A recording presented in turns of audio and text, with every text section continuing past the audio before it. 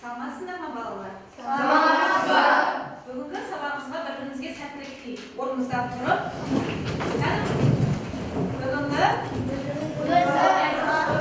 сабағымызға сәттілік тілейміз.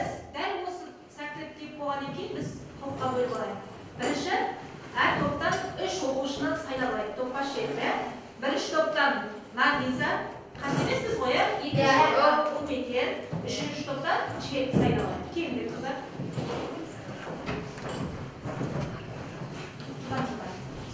Топқа бөліну үшін біз мынандай қорапшаның ішіндегі затпен топқа бөлінеміз.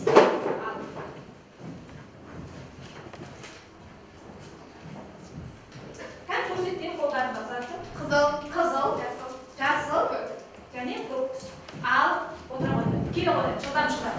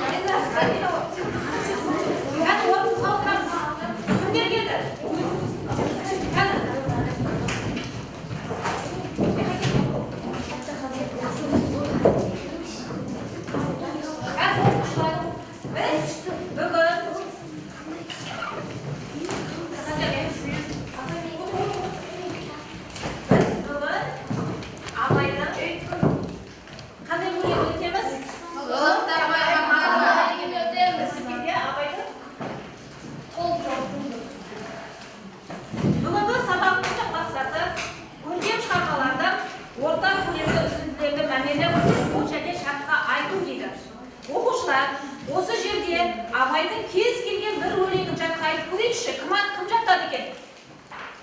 Умекен? Абайдың мен жазбаймын өлеңді ермекші. Мен жазбаймын өлеңді ермекші. Жоқ барды ертегіні термекші. Көкірегіз сезімдің тілорамды жаздымыңды жастарға бермекші. Бұл сөзді тасырықпас талапты бар. Көңіліңнің көз ашық сергекші. Түзуке қайсақ қыңыр қырын келмей.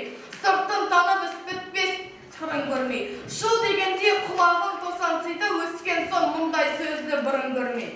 Жарайсың. Енді осы жерде қалықтанбай мақтанбай өлеңін біз бұдан да бұрын жаттағанбыз. Төменгі сыныптарда. Кім айтады екен? Дариға?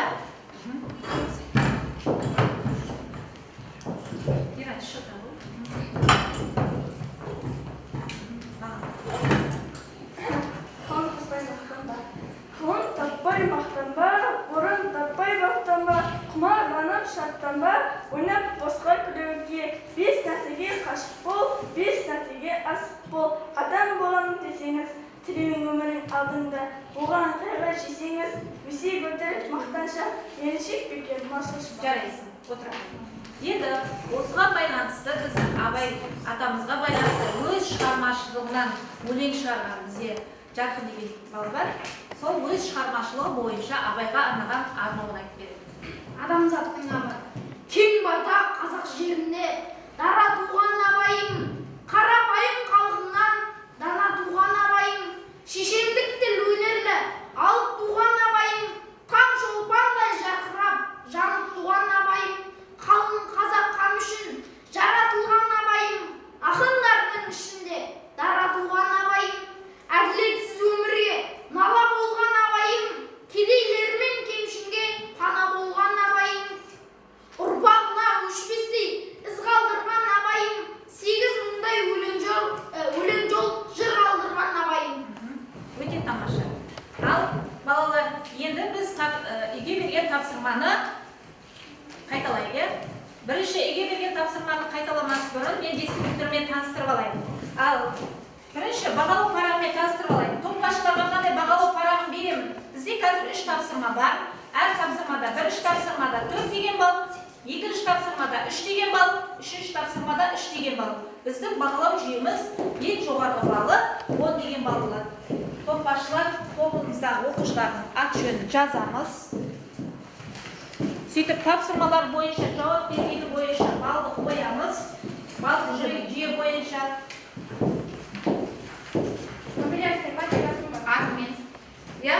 Бірінші тапсырма бойынша дескриптивті оқиық. Ақынның шығармаларына талдау жасау. Тақырып бойынша мазмұнды пікірлер айтады. Өлеңнің ерекшелігі не талдау жасайды дейді. Дайынбыз ба? Иә. Онда бастайық. Бірінші сұрақ. Абай Құнанбайұлының шын есімі кім? Ибрахим. Қолыңыз көтеріп жауап берейік. Иә? Таблеталарды жауап берейік. Келесі. Абай Құнанбайұлының өмір сүрген жылдары. Нұрбол. 1845 жылы және 1904 жылы аралығында өмір сүрді. Жақсы. Келесі. Абайдың әкесі Семейге неше жасында медресеге оқуға жіберді? 10 жасында. 10 жасында. Қандай медресеге жіберді? Келесі. Абай Семей қаласында қандай медреседе оқыды? Қайталап айтамыз.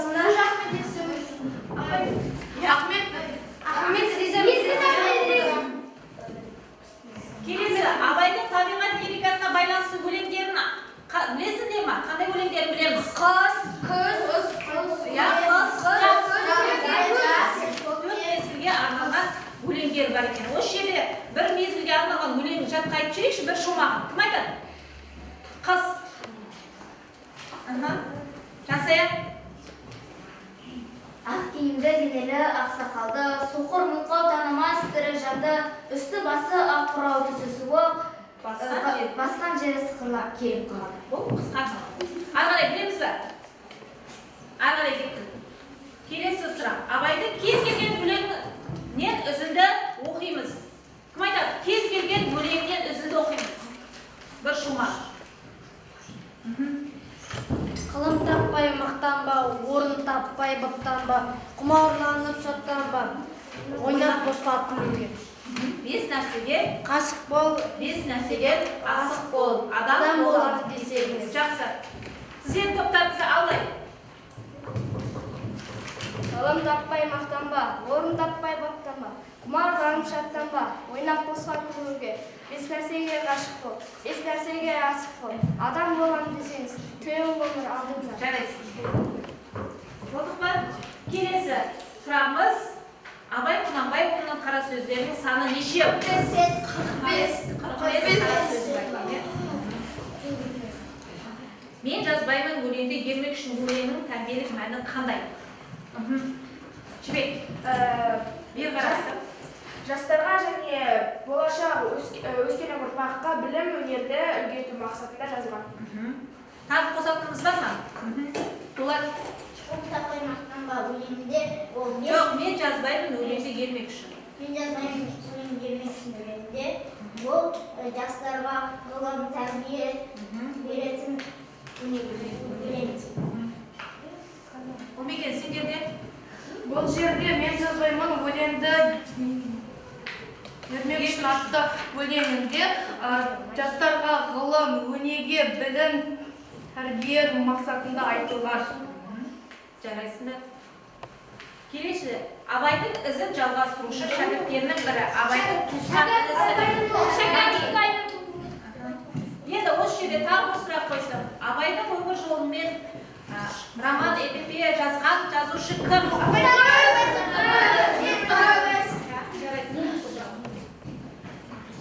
Енді біз он таппай мақтанба өлеңін бастамас бұрын Абайдан қысқаша өмірбаянын үзінді айтайық. Абай Құнанбайұлы 1845-1904 жылы аралығында өмір сүрген. Абай Құнанбайұлы жастайынан өте зерек ақылды бала болып өседі. Оның әкесі Құнанбай, анасы Ұлжан, әжесі зере болады. Бала күнінен шортанбай дулар, бұқара жырауларын ақындарында өседі. Яғни әкесі оның талаптығын, ақылдығын байқағаннан кейін оны Семей қаласындағы Ахмет Риза медресесіне 10 жасында береді. 10 ол қосымша 3 ай орыс тілін меңгереді. және де ол 13 жасқа толғаннан кейін әкесінің оны зерттігін байқағаннан кейін әкесі оның өзіне қайтарып алып ойлайды. Себебі әкесі оны ел ісімен араласуды баулайды. Абай Құнанбайұлының көптеген өлеңдері бар. Мен жазбаймын өлеңді ермек үшін. Ғылым таппай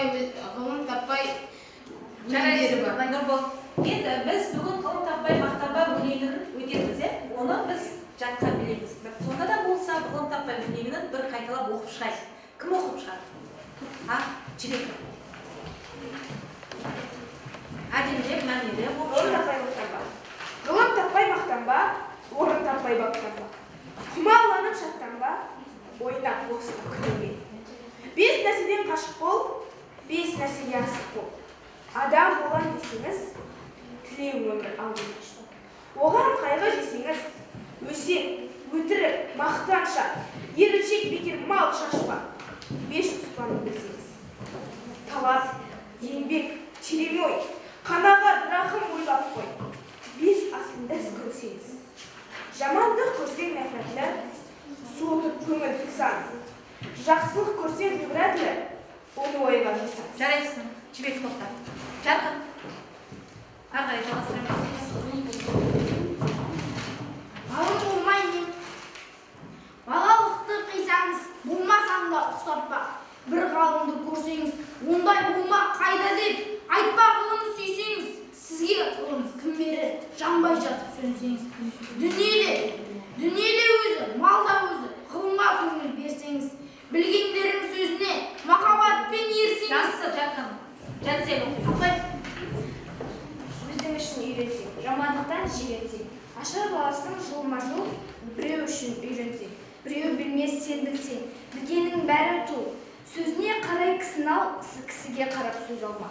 Шын сөз қайсы біле алмай, әр нәрседен құр қалма. Мұны жазған білген құл, ғұлама ахир дуани. Солай депті ол шыншыл, сөзіне оқы және ойлап. Тез үйреніп, тез жойма. Жас уақытты көңіл бөл. Жарайсыңдар. Енді біз осы ғылым таппай мақтанба өлеңі бойынша екінші тапсырманы орындаймыз. Екінші тапсырмада мен бірінші сендерге мынандай суретті көрсетіп отырмын. Бұл жерде қарап отырсаңдар не көрсетіп отыр? Жақсы мен жаман қасиеттер. Осы жақсы мен жаман қасиеттерді қазір біз Вен диаграммасына салып ортаға жазып шығайық.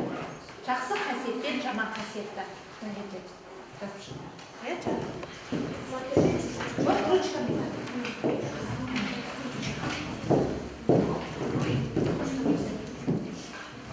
Жақсы мен жаманға байланысты қандай мақал-мәтел айтсақ болады? Кім айтады? Жақсы мен жаманға байланысты.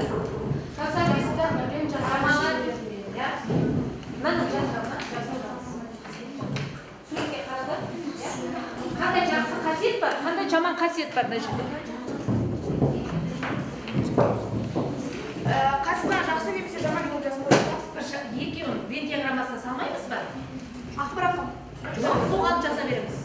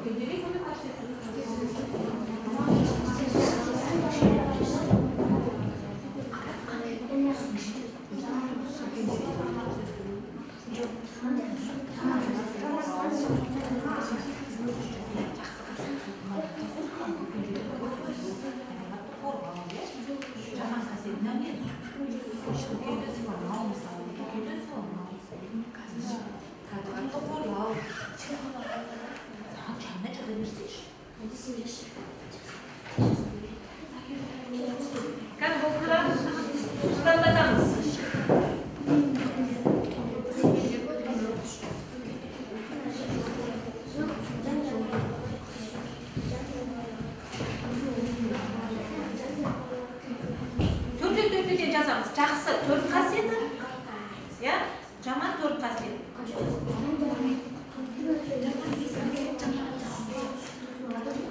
Сурет бойынша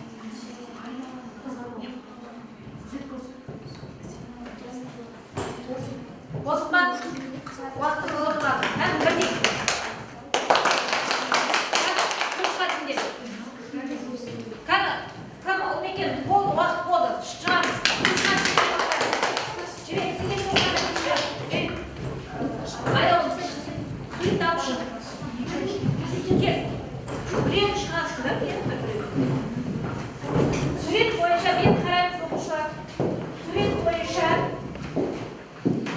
Сурет бойынша бірінші жақсы қасиеттер айтып жатырмыз. Табиғатты аялау, Иә. жан-жануарларды қорғау, Иә. үлкендерге жол беру, үлкендерге көмектесу. Көмектесу. Сенде неше тұрасың? Бізде табиғатты қорғау, Иә. және тағы бізде үй-шаруаларды көмектесу, бізге көрсету, орын беру, тағы жануарларды қорғау. Жақсы қасиеттер: үлкенді құрметтеу, табиғатты аялау, адамдарға көмек беру, қоғамды қорғау. Қоғамды ма? Иә. Жаман қасиеттер. Жаман қасиеттер: бұдақты сындыру, кішкентайларды қорғамау, үлкендерге орын бермеу, үлкенді сыйламау. Табиғатты қорғау, үлкендерге көмектеспеу, жолдан жануарларға тиісіп, кішкентайларды ұрмау.